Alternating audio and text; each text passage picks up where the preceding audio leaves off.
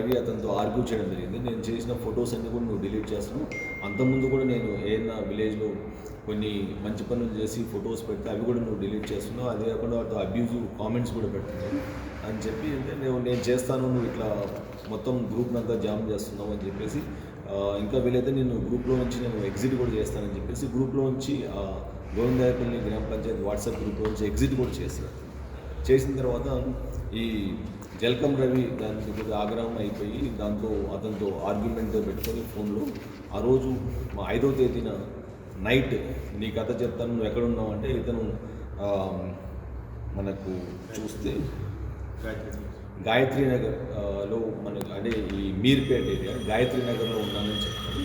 So అప్పుడు ఈ 6 మంది అక్యూజ్డ్ జల్కం రవి, నాగరాజు, రాజు, విజయ్, జగదీష్ అండ్ ప్రవీణ్, వీళ్ళు 6 మంది కూడా ఇన్నోవా క్రిస్టా కట్టాల నుంచి వీళ్ళు తీసుకొని ఈ గాయత్రి నగర్కి వెళ్ళడం జరుగుతుంది. గాయత్రి నగర్లో ఈ శారద వైన్ షాప్ దగ్గర వీళ్ళు అక్కడ ఎవరైతే మృతులు ఇద్దరు కూడా గుండుబోయిన శివ అండ్ శేషుగారి శివ అక్కడే ఉంటారు వైన్ షాప్ దగ్గర.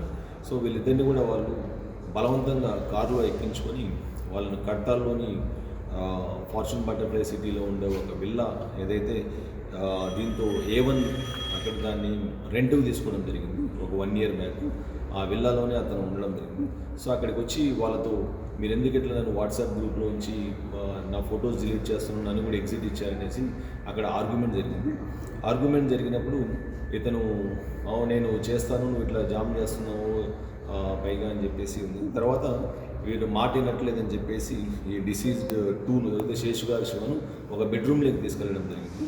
ఈ జల్కం రవి అండ్ పల్లె నాగరాజు గౌడ్ వీళ్ళిద్దరు ఇంకా ఈ రాజు, విజయ్ వీళ్ళు ఒక బెడ్రూమ్లోకి తీసుకెళ్ళడం జరిగింది. అక్కడ వాళ్ళకి ఆర్గ్యుమెంట్ అయినప్పుడు ఈ నాగరాజు అనే అతని దగ్గర ఒక కత్తి మీరు కూడా అక్కడ చూడొచ్చు.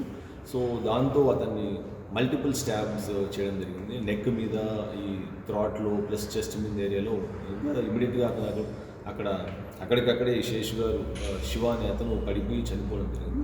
సిమిలర్గా గుండుపోయిన శివ అనే అతను అది చూసి అతని అరుపులో చూసి ఇతను కూడా ఇంట్లో నుంచి పారిపోయేదానికి ట్రై చేస్తాడు. కానీ లోపల నుంచి బోల్ట్ అంతా వేయడము ప్లస్ ఒక 7 మంది అక్కడ ఉండడం వల్ల అతను కూడా పోలేకపోతాడు. For more videos like this, subscribe Big TV channel.